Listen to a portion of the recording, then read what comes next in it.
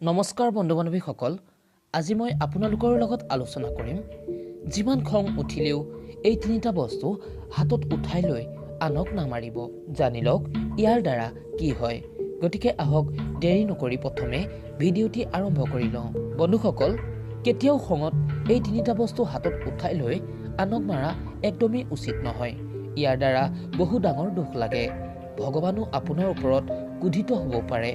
প্ৰত্যেক মানুহৰ ঘৰতে হাই কাজিয়া আদি থাকে। এই হাই কাজিয়া আদি বিভিন্ন প্ৰকাৰৰ হ'ব পাৰে।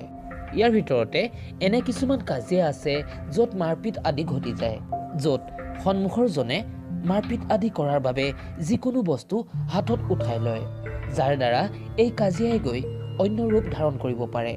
কিন্তু জানেনে, খঙত যদি এই বস্তু লৈ কাৰোবাক মাৰে তেন্তে হাজাৰ গুণ পাপ লাগে। আৰু যিখন ঘৰত প্ৰত্যেক দিনে হাই কাজিয়া আদি হৈ থাকে সেইখন ঘৰত কেতিয়াও সুখ সমৃদ্ধিৰ আগমন নঘটে।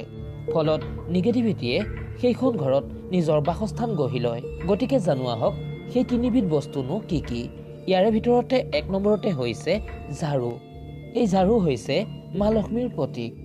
যদিহে কোনো ব্যক্তিয়ে খঙত হাতত ঝাৰু উঠাই লৈ কাৰোবাক মাৰে তেন্তে লক্ষ্মী দেৱীক অপমান কৰা হয়। ইয়াক অশুভ হিচাপে মানা হয়।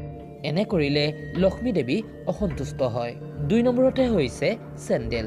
কোনো সাংঘাতিক বা ভয়ানক অপৰাধ কৰা ব্যক্তিক এই চেণ্ডেলে মাৰা কেতিয়াও পাপ নহয়। কিন্তু সৰু সুৰা কথাত যদি চেণ্ডেলেৰে কাৰোবাক মাৰা হয় তেন্তে ইয়াক অশুভ হিচাপে মানা হয়। এনে কৰাটোক পাপ হিচাপে ধৰা হয়। বিশেষকৈ এগৰাকী স্ত্ৰীৰ ওপৰত কেতিয়াও চেণ্ডেল নুঠাব। ৩ নম্বৰতে কোনো ব্যক্তি বা স্ত্ৰীক ভৰিৰে গুৰিওৱা বা মাৰা একদমেই উচিত নহয়। যদিহে কেতিয়াবা ভুলতে এনে হৈ যায় তেন্তে ক্ষমা খোজা উচিত।